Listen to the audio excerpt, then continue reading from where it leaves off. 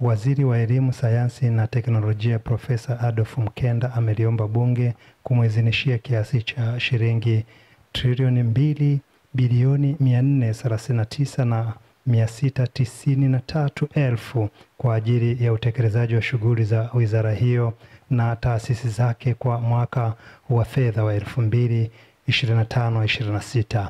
Profesa Mkenda ametoa ombi hilo katika mkutano wa 9 kikao cha 22 katika bunge la 12 leo Mei 12, 2025 ambapo amesema: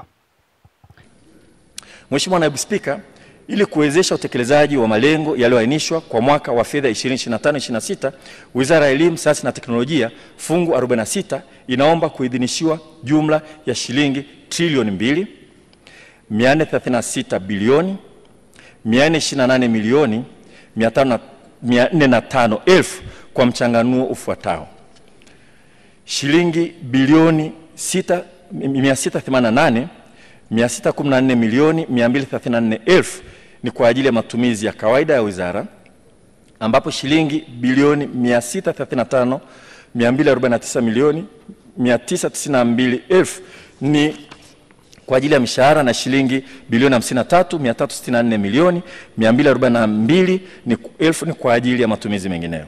Shilingi trilioni 1 747 bilioni 814 milioni 171,000 zinaombwa kwa ajili ya miradi ya maendeleo, na ambapo shilingi trilioni 1 186 bilioni 987 milioni 965,000 ni fedha za ndani, na shilingi bilioni 560 826 milioni 206,000 fedha kutoka kwa washirika wa maendeleo.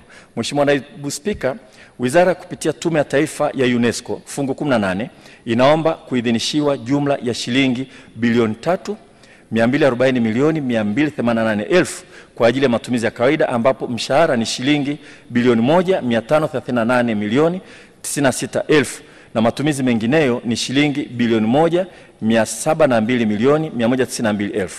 Mheshimiwa Naibu Spika, kwa heshima kubwa naomba sasa bunge lako tukufu likubali kupokea, kujadili na kupitisha makadirio ya bajeti ya wizara fungu 46 na fungu 18 yenye jumla ya shilingi trilioni 2 439 bilioni 668 milioni na 693,000.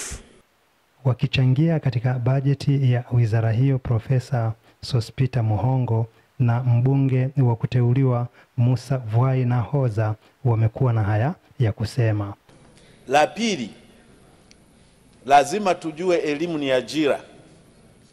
Sasa hivi duniani kuna upungufu wa wafanyakazi wengi sana. Nikichukua World Health Organization, shirika la afya duniani, wataalamu wa afya duniani utakuwa wa milioni 10. Nikichukua taifa kubwa kiuchumi duniani, Marekani, leo hii wana upungufu wa watu milioni 3.5 kwenye mambo ya uzalishaji viwandani na mambo ya sayansi na teknolojia. Nikichukua Ujerumani ambayo ndio ina uchumi mkubwa kwa nchi za Ulaya, leo hii wanapungukiwa watu 200,000 kila mwaka kwenye maeneo ya engineering, IT na construction. Kwa hiyo mitaala yetu, Wizara ya Elimu lazima iweke maanani kwamba elimu ni ajira. Mheshimiwa Naibu Spika, mtakubaliana nami kwamba katika shule zetu hasa za msingi kuna msongamano mkubwa sana za wanafunzi katika madarasa, na kwa uzoefu wangu wa ualimu, hata mwalimu ungekuwa hodari kiasi gani, hakuna mwalimu ambaye anaweza kufundisha darasa lenye zaidi ya wanafunzi 50.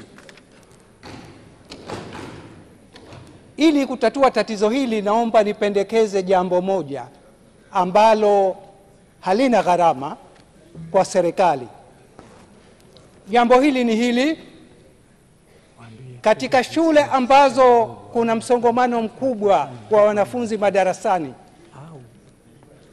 walimu wa shule, walimu wakuu wapewe maelekezo maalum ya kuwagawa wanafunzi katika makundi mawili makubwa kama ninavyopendekeza. Kundi la kwanza liwe na wanafunzi wa darasa la kwanza, la pili na la tatu.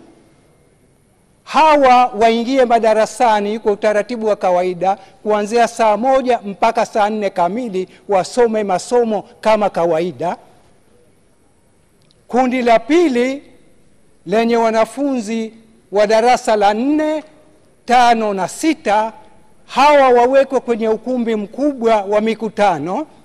Huko waonyeshwe filamu mbalimbali za kujifunza Kiingereza, sayansi, wafanye midahalo, wafanye majadiliano, wafanye drama, wafanye michezo ya ndani, mashindano ya usanifu na ubunifu, utengenezaji wa vitu mbalimbali. Na itakapofika saa 4:30 wabadilishane. Wale walioko katika mkundi wa mikutano wataingia kwenye madarasani kama kawaida kuanzia saa 4:30 mpaka saa 7 kamili watakapomaliza masomo, na wale waliokuwa madarasani waendelee na utaratibu wa kufanya shughuli mbalimbali nje ya mitaala kama nilipopendekeza hapo awali. John Israeli kutoka hapa bungeni Dodoma. Kutoka hapa bungeni Dodoma, John Israeli wa Banda Media.